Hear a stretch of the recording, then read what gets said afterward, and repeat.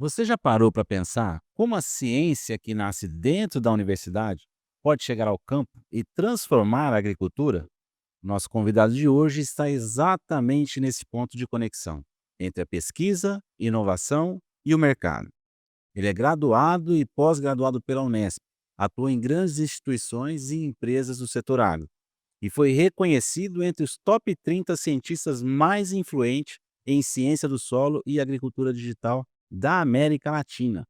Além disso, está entre os top 5 do ranking mundial de cientistas em 2023. Professor, pesquisador, líder em inovação e atualmente diretor executivo da Quanticum. Uma grande honra recebê-lo aqui, Diego. Seja muito bem-vindo ao Inova PI. Diego, da graduação na Unesp até ser reconhecido como um dos cientistas de ciência do solo e agricultura digital mais reconhecido da América Latina. Como foi essa história? Conta pra gente. Oi, Luiz, é um prazer estar aqui com você e todos que nos acompanham, literalmente direto da roça, aqui para o escritório da Village, traduzindo ciência para o dia a dia, para o prato que está aí na sua mesa, para o combustível do seu carro. Espero que essa conversa lá no interior, onde as tecnologias são implantadas, lá no campo a gente fala prosa, que essa prosa aqui seja muito divertida, já está sendo muito bem recebido aqui. Pois é, né, eu acho que de tudo isso que você vem falando aí de mim, Luiz, eu acho que as coisas que eu mais gosto é que eu sou neto do Seu Joaquim, palmeirense de 94 anos, lá de Batatais, sou filho do Seu Lázaro, caminhoneiro, sou tio da Luísa, da Helena, da Liz, né, e fui karateca, minha irmã é tricampeã brasileira. Cheguei a pôr muito tempo o kimono, treinar, ajudei meu pai bastante de chapa, fiz muita massada com o meu avô, e eu achei que eu ia seguir esse caminho, quando vê, fui o primeiro da minha família, eu acho que o primeiro da geração da minha família a fazer universidade, como os muitos brasileiros. E aí eu acabei me apaixonando por ciências agrárias, na época no vestibular, ele entrava como biológicas, e aí eu passei matemática um, matemática 2, cálculo um, cálculo 2, estatística, física, e é assim a vida do engenheiro, né. Mergulhei nessa vida dos números e no final das contas, nessa jornada com vocês da Village, nos acompanhando nas 2 principais patentes, a primeira já concedida, primeira patente da América Latina, que a gente vai falar com mais calma, a outra uma vacina, mas no meio desse processo todo, Luiz, o que eu aprendi é que eu sou um apaixonado em ajudar gente, assim como vocês aí da Village, como vocês parceiros, viu? Que bom, que bom. Você entrou no assunto das patentes. Eu me lembro que o primeiro desafio, o seu primeiro pedido de patente, é uma patente de método, eh, pouco utilizado no Brasil. Ainda muita gente acha que método não é patenteável, e você teve muitos desafios nesse processo. Você pode falar um pouquinho sobre isso? Claro, tivemos vários desafios, né. Aliás, o agronegócio ele é exemplo de muitas boas coisas. Claro que nós temos desafios no agronegócio, como a minha veterana Mônica Bergamaschi, da BAG Ribeirão Preto, coordena o prêmio Agronegócio na Escola, já impactou mais de 200.000 crianças com tecnologia brasileira, como essa da Quanticum. E aí que nós estamos tendo essa oportunidade de falar essas coisas boas, né. Se a gente fosse pensar qual que é o maior paciente do agronegócio brasileiro, como é que a gente faz para o nosso dente estar branquinho, né, ele tem fósforo. Esse fósforo, esse cálcio, né, vem do que a gente come. E o que a gente come vem ou bebe vem da planta, e o que está na planta vem do solo. Então, se a gente for pensar no principal paciente do agronegócio é a terra. E aí a gente acha que terra é só aquela que suja a varanda, fica em cima da mesa, debaixo da unha, debaixo da sola da botina, mas o solo é o principal ativo da humanidade, Luiz. 90% do que a gente come, bebe, ou a roupa que a gente está vestindo, até mesmo a água que passou pelo solo, foi filtrada e foi lá no aquífero Guarani, onde nós estamos aqui, Ribeirão Preto, um polo de cervejarias artesanais, mais de 35, tudo isso está no solo. E a gente chama isso só de terra, né. Então são muitos desafios até chegar à patente, principalmente na comunicação, em como mostrar o lucro social do solo, né, estimado pelo Tribunal de Contas da União, TCU, em R$ 180. Para cada R$ 1 que você investe em entender esse grande paciente que é o solo, consegue reverter para a sociedade aí R$ 180. Transposto todo esse desafio de compreensão, comunicação, Luiz, aí a gente chega na parte de desenvolver a patente. A NASA, que é essa que a gente acompanha nos filmes, né, Perdido em Marte, Interestelar, tantos outros filmes e desenhos que nós adoramos, ela criou uma escala de maturidade, igual os pintinhos que a minha Luísa e Helena ficam cuidando. Essa escala de maturidade a gente chama de TRL. TRL 0, 1, 2, 3, 4, até TRL 9. As primeiras etapas da patente, Luiz, TRL 0, é quando a gente teve o eureka, aquela ideia.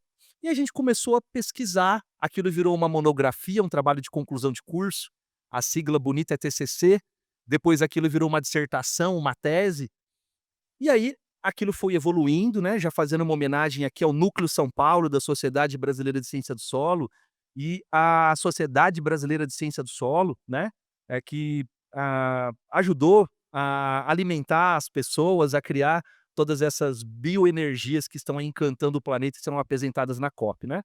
Passada todas essas fases de TRL 0, 1, 2, 3, conectadas com esses materiais, Luiz, a gente chega a uma fase de TRL 4, testando isso em ambiente controlado, vai para uma fase de TRL 5, implantando isso em campo, como nós fizemos com algumas cooperativas de usina. Isso, inclusive, já virou reportagem na revista Pesquisa FAPESP.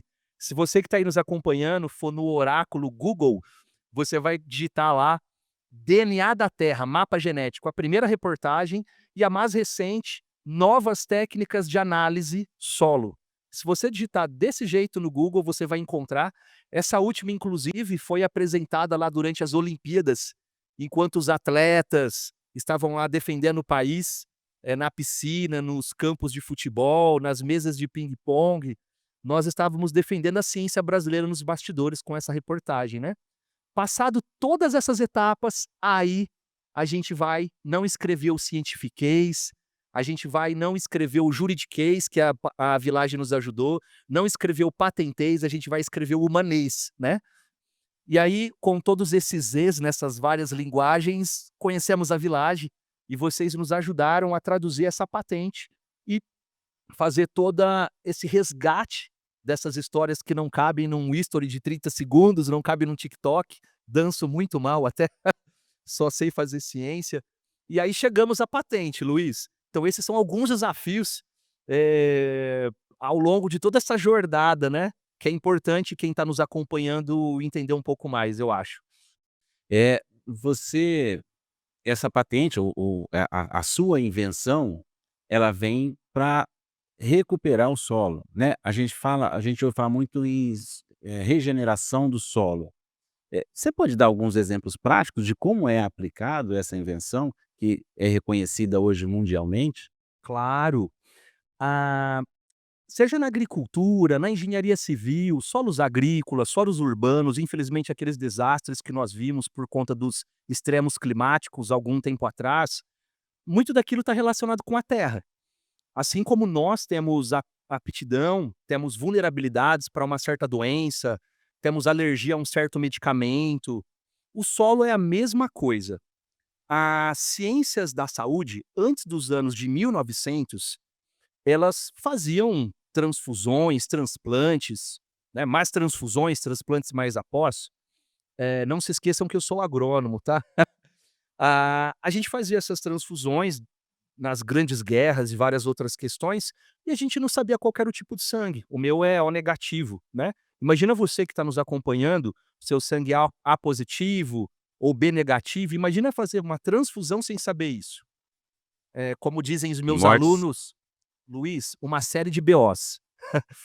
E aí, a partir disso, dos anos de 1900, a ciência da saúde começou a entender que não era tudo igual. E aí começou a avançar, a descobrir sangues com diferentes tipagens. A, O, B, O positivo, O negativo. E assim hoje nós conseguimos fazer uma série de transplantes e conseguimos salvar muitas vidas, descobrindo esse conceito muito legal. A agronomia, quase tudo que nós fazemos, é baseada em alguns conceitos relacionados a um termo técnico, desculpem vocês que estão nos acompanhando, chamado teor de argila ou quantidade de argila.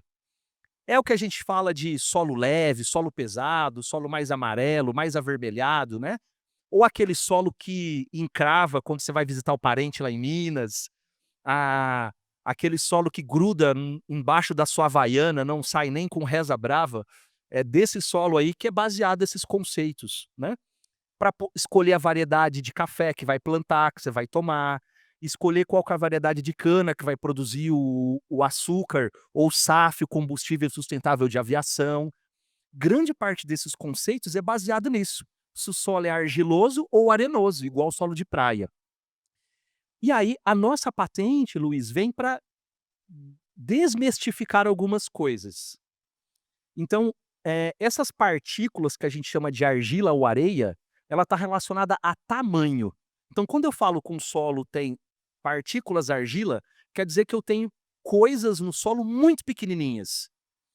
Algumas menores que um grão de areia dividido 1000 vezes, Luiz. Pois é. E aí quando eu falo que o solo é arenoso, é igual esse mesmo da areia que você vai passar lá o final de semana, ou réveillon, ou curtir lá a sua família, né. E aí você mudar essa chavinha, Luiz, faz toda a diferença na agricultura. Por exemplo, quando a gente fala que eu tenho um solo aqui na região de Ribeirão Preto, era a região dos bons cafés, ainda temos, hoje região da cana de bioenergia, a terra roxa, Massapé. Então a gente pode falar que o solo de uma parte da fazenda tem o mesmo teor de argila e do outro lado o mesmo teor de argila. Quer dizer que se eu pegar 1 quilo de terra, passar numa peneira dessa de pedreiro, uma quantidade vai passar pela peneira, né? É isso que quer dizer. Quando eu falo que esse solo tem o mesmo nome, quer dizer que a gente está admitindo que essas partículas têm o mesmo tamanho. A patente da Quanticum, que é uma patente, a primeira da América Latina, até onde eu sei, até do planeta, apoiada pela Agência Unesp de Inovação, apoiada por várias entidades como o CNPq, FAPESP, que financiam grande parte das pesquisas disruptivas do país, né. Essa patente ela fala que não é tudo igual, que existem coisas muito pequenininhas, menores que 0,002 milímetros. Para você ter uma ideia de grandeza, hoje quando a gente toma uma decisão na agricultura, a gente está olhando essa partícula maior. Ela é do tamanho de uma colhedora de café, 2 vezes maior que essa sala que nós estamos. Quando eu falo a partícula da patente da Quanticum, é a formiga do lado dessa colhedora. Então a agricultura toma a decisão olhando coisas do tamanho dessa colhedora de café.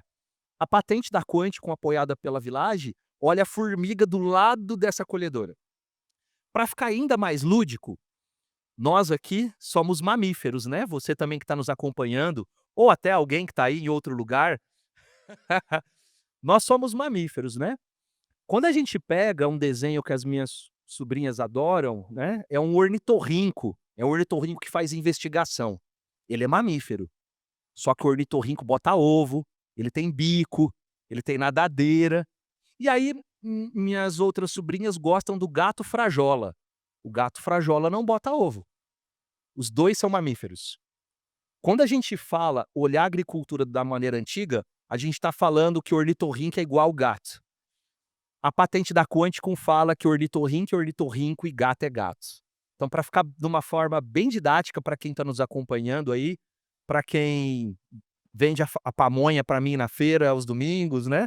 Então a patente foca nisso, e entender essas partículas muito pequenininhas que estão no solo, Luiz. E quando muda essa partícula, muda o potencial de produzir café, muda o potencial de produzir fibra de algodão que vai estar na camisa ou no lençol do hospital, muda o potencial de proteger carbono. Aí esse carbono que está preso no solo, ele não vai para a atmosfera e intensifica o efeito estufa, né? Então, quando a gente fala em agricultura regenerativa no conceito da Quanticum, é porque a gente está regenerando essas partículas. Nós estamos fazendo com que elas possam se recuperar de uma forma mais rápida e, com isso, produzir alimentos e produzir várias outras funções ambientais. Diego, muito bom. É, você desenvolveu essa patente há alguns anos atrás, né? Fez o pedido, ela foi aprovada há alguns anos atrás. A sua carreira, de lá para cá, teve alguma mudança? A patente teve alguma importância nisso? Muito. Até antes da patente, Luiz, quando eu comecei a mexer com essa área, com essa base científica lá no TRL zero, eu ia no barbeiro cortar o cabelo lá no São Manuel, né. Hoje então é muito antigo isso.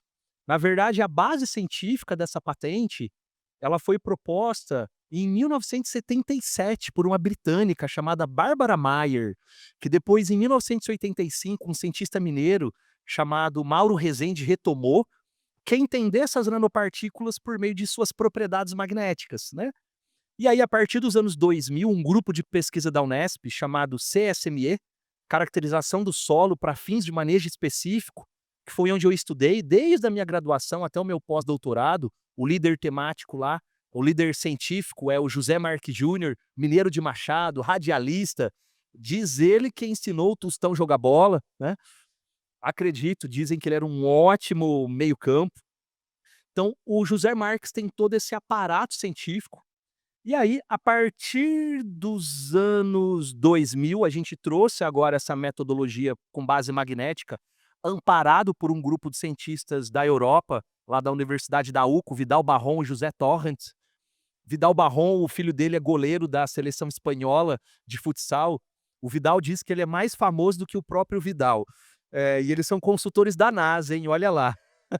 Com essa base científica que está lá naqueles TRL zeros até 3 que a gente comentou, eu reencontrei 2 amigos lá da Unesp Jaboticabal, Renan Gravena e Gustavo Zanetti Polo, hoje sócios meus na Quântico, né. E aí a gente começou a embrulhar toda aquela base científica de uma forma aplicada para ajudar as pessoas. Afinal, não adianta você ter uma boa ideia, aquilo não necessariamente vai se tornar uma patente. A patente tem que ser algo que não é fácil para um técnico como eu conseguir fazer, e também é algo que tem que gerar lucro para a sociedade, gerar lucro para os brasileiros que pagaram os impostos, gerar lucro para você que pagou aí, os seus impostos e aquilo gerou, base para que eu possa me formar, né. Hoje para você formar um pós-doutorado como eu, é mais ou menos 2 a 3 milhões de reais. Então, ter essa patente depositada e gerar recurso para o país é uma forma da gente também retornar para as pessoas, que nem nos conhecem, mas fazem parte um cadinho dessa nossa jornada, né. Então depois que passou toda essa história, aí vem a nossa jornada com a Village, respondendo os questionários para ver o que é patenteável ou não, explicando essas histórias que a gente está falando aqui hoje, na conversa com vocês nessa prosa, e e aí sim, depositando a patente, passando por uma jornada, eh tentando explicar isso para o relator da Que não foi patente. fácil, né? Não foi fácil, Luiz. Em alguns momentos eu achei que não ia dar certo, eu confesso. Você pegando um gancho, você mencionou sobre aplicar aquilo que foi desenvolvido, né, é a ciência colaborando com a vida, né, com a aplicação desse produto no mercado. Como é que você vê esse cenário hoje? Eh, do que é desenvolvido na academia e a transformação disso em um produto utilizado pelo mercado. Nós nós já estamos bastante evoluídos nisso ou ainda tem muita coisa que ainda fica na universidade e acaba não indo para o mercado? Luiz, eu estava doido para você fazer uma pergunta dessa, eu até trouxe aqui um auxiliar. Saiu recentemente na FAPESP uma matéria sobre as Deep Techs. O que são Deep Techs? São empresas de tecnologia nascidas na universidade, como a Quanticum e várias outras que eu sei que estão aí sendo aparadas pela Village, né. Eu costumo dizer que toda Deep Tech é uma startup, mas nem toda startup é uma Deep Tech. E você entender isso faz toda a diferença, seja investidor, seja um escritório que vai ajudar na parte de propriedade intelectual, registro de marca, patentes e tantas outras coisas, né.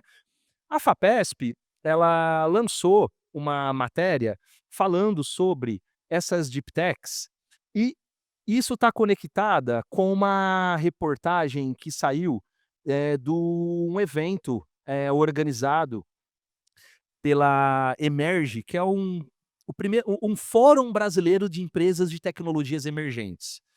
E aí eles mapearam mais ou menos as tecnologias emergentes que tem no país, que é isso aqui que eu estou abrindo para falar com um requinte de detalhe para vocês. Então foram mapeadas no Brasil atualmente, mais ou menos, Luiz, umas 900 tecnologias emergentes, como essa da Quanticum. Vou dar um exemplo de uma tecnologia emergente que está aí na sua mão, seu celular, se você está nos acompanhando. As tecnologias dentro do seu celular possivelmente passaram por uma deep tech, brasileira ou não. O nosso relógio touchscreen é uma tecnologia emergente, então o mundo ele vive por conta de tecnologias emergentes, né? Algumas dessas, como eu disse, é a Quanticum, mas dentro desse evento da Emerge e esse fórum brasileiro de deep techs, né? Eles mapearam 900 soluções. Dessas 900 soluções, Luiz, cerca de 60 a 70%. Para facilitar quem está nos acompanhando, de cada 10 tecnologias emergentes já existentes no Brasil atualmente, como essa da Quanticum, 7 já estão em TRL 6 ou superior. Ou seja, já passaram por todas aquelas etapas de validação. Quando eu falo TRL 6, é que já está lá na roça, sendo testada no talhão. Às vezes você está comendo, bebendo ou vestindo uma tecnologia brasileira e nem sabe, Luiz. Então já tem muita coisa pronta. O que a gente precisa é dos empresários brasileiros acreditarem e valorizarem cada vez mais a ciência brasileira. Se tem uma coisa que eu aprendi lá com o futebol é não ter síndrome do vira-lata. O Brasil não é bom somente em futebol, o Brasil não é bom somente em cantoras, o Brasil não é bom somente em artistas, o Brasil tem ciência de ponta. E muita dessa tecnologia já está aí na sola da sua botina. Legal, Diego. É, pegando esse gancho, né, da síndrome do vira-lata, a o Brasil já é reconhecidamente uma potência mundial em termos de agricultura, mas ainda importamos muita tecnologia para produzir. Eh, a gente tem visto aí as inovações na área biológica, especialmente, né, regeneração do solo. Qual que você acha que é a importância ou o papel da ciência brasileira se tratando de agricultura? A gente vai exportar essa tecnologia para o mundo? Luiz, já estamos. O pai do meu sócio, o professor Santim Gravena, em memória, né, na década de 70, ele começou a desenvolver, ajudar a criar no país o conceito de controle biológico, ou manejo integrado de pragas. Hoje isso é um mercado bilionário, já atendendo a trilionário. Hoje quase todas as empresas brasileiras já têm esse braço de tecnologias biológicas com DNA brasileiro, lá na década de 70. Mas demorou um pouquinho essa conversão e principalmente essa conscientização brasileira. Então esse é um caso de sucesso. Um outro caso de sucesso, vou falar de 2. Vou falar da medalha Fields, que é como se fosse o prêmio Nobel, mas é uma medalha de matemática, e um encontro brasileiro de solos que aconteceu no Brasil há algumas décadas. Pela primeira vez na história, a entrega da medalha Fields foi para um brasileiro e pela primeira vez na história um encontro internacional de solos aconteceu em um país do hemisfério sul, especificamente no Brasil. Então isso diz muito sobre o reconhecimento brasileiro. Dentre eles o Ratan Lal, ganhador do Prêmio Nobel da Paz, muitas vezes já referendou o Brasil como sendo uma das lideranças globais. Não estou falando de taça de futebol, não estou falando de grandes piruetas no solo, já fazendo uma homenagem aí a tantas atletas. Estou falando da ciência brasileira que já é reconhecida internacionalmente, mas às vezes no seu bairro, no seu prédio, no seu futebol aos sábados tem um grande cientista lá e você nem sabe, nem está desconfiando, né? E aí para fazer outra referência a isso, o tanto que o Brasil já está exportando, a primeira patente brasileira nessa linha, que é essa da Quanticum, ela já está sendo citada. E não é por brasileiros, Luiz. Então, queria chamar a atenção de você aí, empresário, tem muita coisa legal. A gente só quer jogar, as tecnologias brasileiras só querem entrar em campo, né? Só dar uma pequena oportunidade, a ciência e o resto a gente garante. E aí, para dar um outro exemplo de sucesso, tanto que isso já é reconhecido no Brasil, fora do Brasil, já fazendo uma homenagem às mulheres cientistas, como a Maria Ângela da Embrapa, reconhecida agora, num grande prêmio, Ana Maria Primavera, Joana Dobenhauer, que descobriram muitas soluções, economizando alguns bilhões para os brasileiros. A Liane Rossi, lá do sul do país, hoje ela está à frente de alguns projetos de fabricação de novos materiais, né.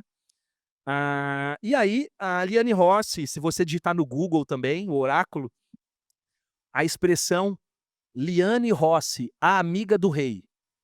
Você vai ver essa notícia, o rei Cao, que é quem entrega o prêmio Nobel, uma vez por ano ele escolhe um cientista para fazer parte do comitê real. Ano passado foi uma cientista brasileira. Pois é, legal, né, Quanto Luiz? quanto orgulho, quanto orgulho. Também muito. E aí, a Liane hoje ela é parceira num projeto nosso. A Liane, ela é uma das coordenadoras do RCGI, que é um grande centro de estudo de gases, e esse centro de estudo de gases tem vários outros parceiros, como a Unesp, a USP, a própria Shell, apoiada ancorada na Lei ANP do petróleo. E aí, a Quanticum aprendeu a mapear esse paciente do agronegócio que é a terra. E aí tem uma linha que a gente está desenvolvendo, fazendo uma analogia, talvez uma vacina para tratar esse paciente, em parceria com o Centro de Gases e outras empresas brasileiras, nascidas nas universidades, como é o caso da Mofitec. Então, todos esses são exemplos públicos. Se você digitar aí no Google, no seu celular, no seu tablet, você vai conseguir ver essas histórias aí. Diego, eu fiquei curioso com uma coisa. Você mencionou por mais de uma vez matemática. E para o leigo, quando a gente está falando de solo, falando: "O que que matemática tem a ver com isso?". Pode explicar um pouco melhor isso pra gente? Claro, para mim, é igual perguntar para minha mãe se ela me acha bonito, né. Perguntar de matemática para mim, eu como muitos brasileiros e brasileiras, eu sempre tive uma dificuldade em ler as palavras. E tem vários nomes para isso, né. Às vezes eu leio um outdoor, eu falo para minha esposa, ela fala: "Não amor, não é isso que está escrito". Ah, ainda bem que chegou a IA para ajudar a corrigir os meus textos. Quem corrigia os meus textos era o professor Vitório Barat, lá de Jaboticabal. Ah, os números não. Os números sempre conversaram muito comigo, desde a época de quando eu estudei, no Guimarães Júnior, no Otoniel Mota, escolas públicas daqui da cidade, já prestando uma homenagem a elas, prestando, concursos de Olimpíadas de Matemática, né. Então eu sou um grande fã aí do Ávila e tantos outros. E a matemática está em tudo, Luiz, né. Tem até um livro muito engraçado, não tem a ver com religião, tem a ver com espiritualidade, é algo diferente. O título do livro é "Deus era matemático?". E aí ele não fala sobre religião, ele fala sobre padrões, coisas que já estão escritas na natureza, como os padrões do floco de neve, que são fractal. O que que é isso? Você pegar um floco de neve e colocar numa lupa e for dando um zoom, zoom, zoom, zoom, zoom, você sempre vai ver a mesma estrutura. Se você for medir a distância entre a ponta do seu dedo e o seu nariz, e medir a distância entre a sua orelha e algumas outras proporções do seu rosto, você vai encontrar um número, e esse número é uma proporção fixa para várias outras coisas da natureza. A gente chama isso de proporção áurea, né. Então a mãe natureza, ela já vem colocando esses padrões em várias coisas. Cabe a nós, cientistas, descobrir esses padrões com as nossas ferramentas, com o nossa percepção matemática. A patente da Quanticum vai um pouco sobre isso. Então, quando o mundo nasceu, alguns bilhões de anos atrás, a primeira estrutura que ocorreu foram esses minerais muito pequenininhos. Nós chamamos isso de mineralogia, né. Algum nome de alguns minerais que vocês conhecem bem. Talco é um mineral, o diamante é um mineral, o grafite é um mineral, né. Então alguns desses minerais, eles são na verdade relíquias do planeta Terra, e aí conforme o planeta foi envelhecendo, foi tendo mudança da atmosfera, tendo mudanças de chuva, temperatura, foram surgindo as primeiras bactérias terrestres, surgindo os primeiros fungos terrestres, surgindo o primeiro ancestral do café, o primeiro ancestral do alface, o primeiro ancestral do eucalipto, o primeiro ancestral da tipuana, aquela árvore bonita que às vezes você fica lá conversando, jogando baralho. Esses primeiros ancestrais das plantas terrestres, como nós conhecemos hoje, Luiz, têm mais ou menos 400, 500 milhões de anos. E cada vez que essas coisas foram interagindo, Luiz, elas criaram um padrão matemático, um processo, um número. É aí que é a patente da Quanticum. De uma forma, usando magnetismo, a gente consegue entender esses padrões matemáticos e por meio de um número que varia de 0 a 80, a gente consegue expressar toda essa história de milhões de anos e consegue ajudar a Dona Maria ou o seu Zé a escolher a variedade do café ou escolher o melhor adubo, que possivelmente você até já comeu uma salada usando essa tecnologia e ainda não sabe. Legal.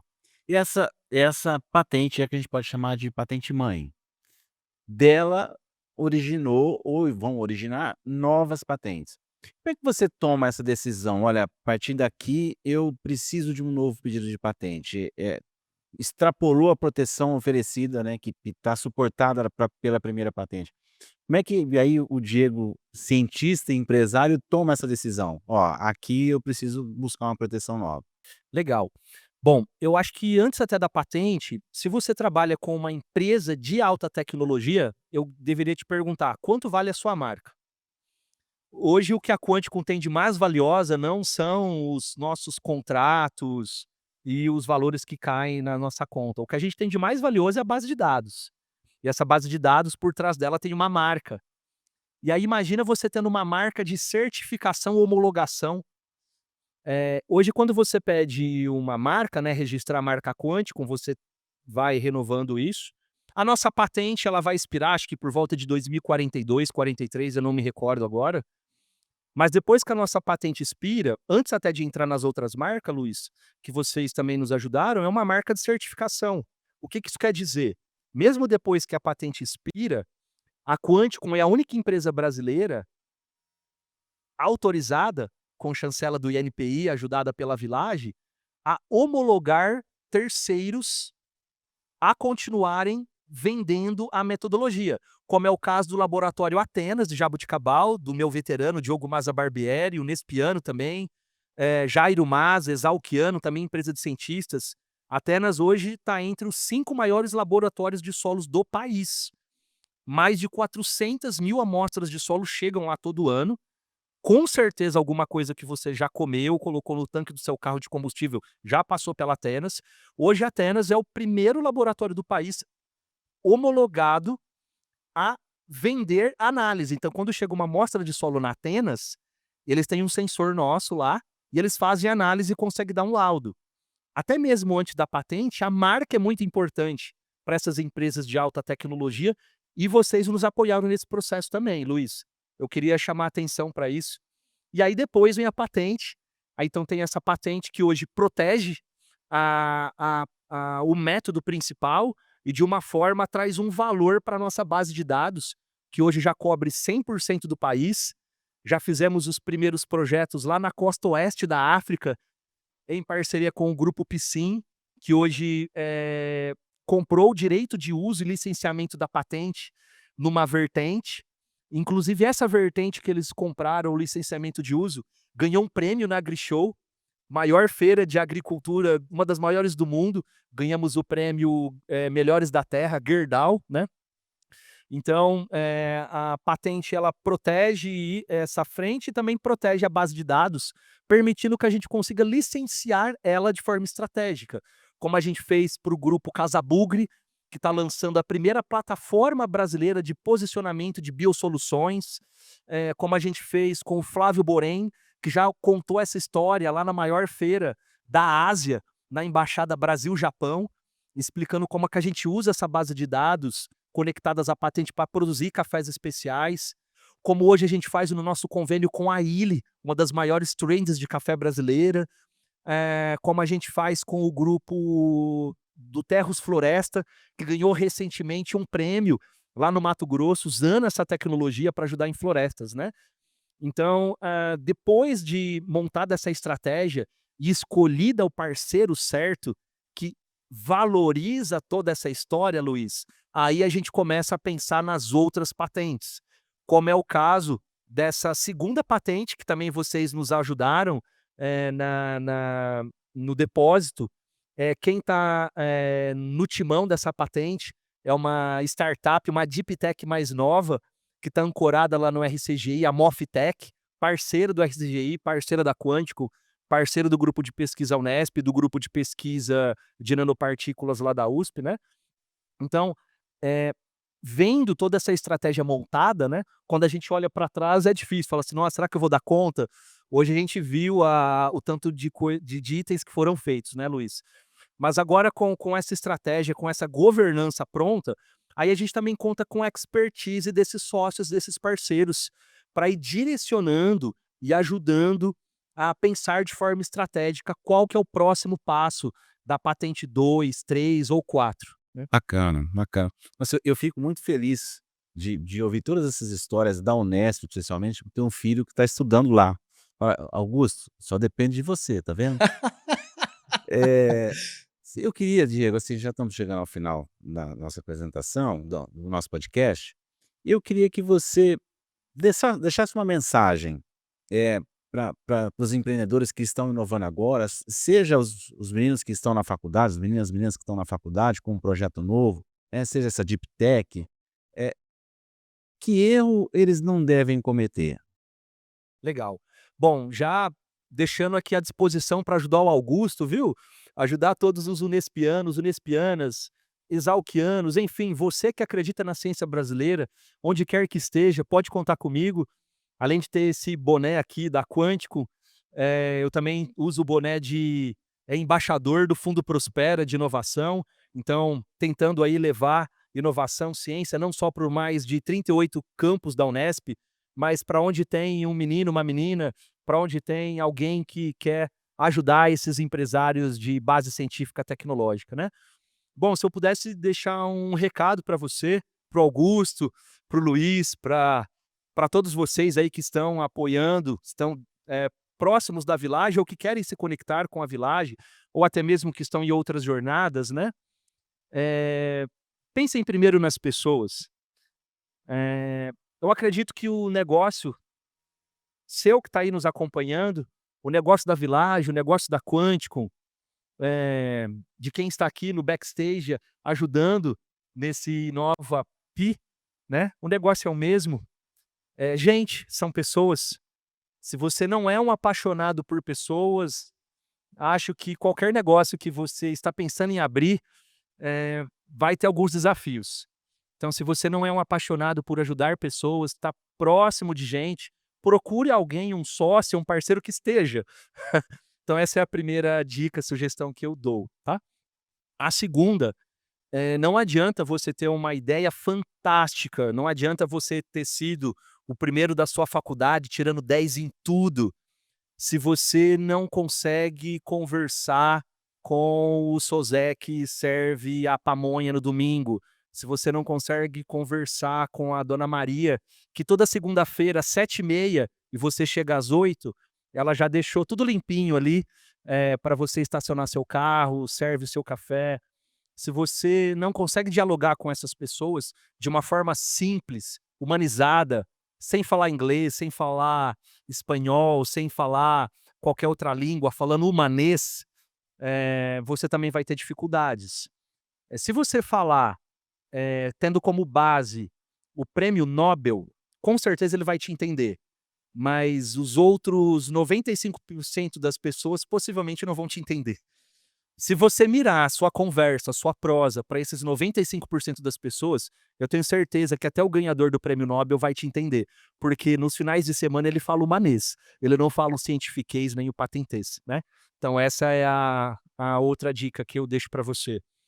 As 2 últimas dicas que eu deixo é para você dar um voto de confiança para as pessoas. Primeiro acredite que sim, ela vai te ajudar, primeiro acredite que aquele relacionamento vai ser algo bom, primeiro acredite que aquele relacionamento vai ser algo construtivo. Depois, olhando as evidências, olhando aquelas rastros que a natureza deixa, não só baseados em matemática e magnetismo, baseado em algumas evidências que você vai adquirindo essas habilidades, aí você muda aquela pessoa, aquela parceria de status. Mas no primeiro momento, dê um voto de confiança, senão as coisas não vão acontecer, não vão andar, né. A gente tem tantos exemplos de voto de confianças bem-sucedidos, alguns até, escritos aí nos livros sagrados, né. E aí, por último, a última sugestão que eu queria deixar para vocês, eh, eu sei que existem vários modelos de negócio, né, ONGs, empresas. A Quantico não é uma ONG, a gente visa lucro, mas um lucro baseado em ajudar o produtor. A gente também tem vários projetos sociais, como algumas parcerias lá com o Instituto IHI, como o próprio Einstein, onde a gente vende, possibilidade de ajudar produtores e parte desses recursos são destinados a ajudar hospitais carentes. Inclusive a gente foi convidado para estar na Argentina contando esse case recentemente, né. Mesmo você sendo uma empresa de capital privado, você pode ter esse lado social, muito forte, né. Então, convido vocês também a olharem não somente o investidor, olharem não somente a captação de dinheiro, mas olharem pessoas boas para estarem do seu lado, olharem sócios. As pessoas boas do seu lado, com certeza, vão te gerar boas oportunidades e boas risadas.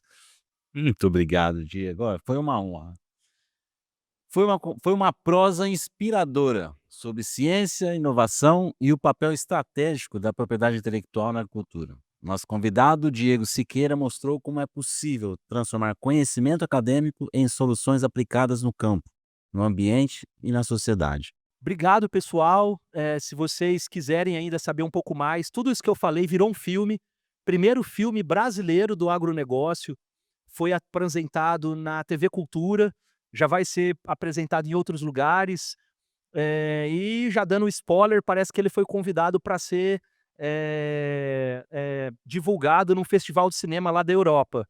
Então, sim, é possível realizar, coisas legais e encantar o mundo com histórias brasileiras e não só com dribles, tá? Muito obrigado, Diego, por compartilhar a sua trajetória e a sua visão com a gente.